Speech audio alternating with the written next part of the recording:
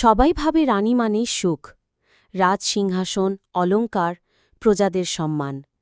কিন্তু কেউ দেখে না এই মুকুটের ভার কতটা, কতটা নিঃসঙ্গ এই সিংহাসন।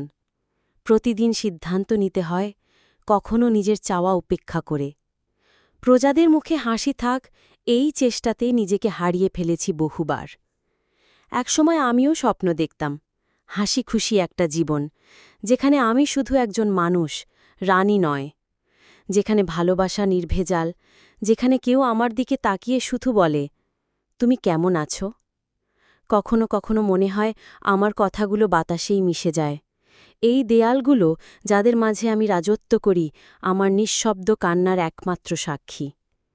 কিন্তু তবুও আমি ভাঙতে পারি না, কারণ আমি শুধু একজন নারী নই, আমি একজন রানী। আমার শক্তি, আমার ধৈর্য, এটাই তো আমার পরিচয়।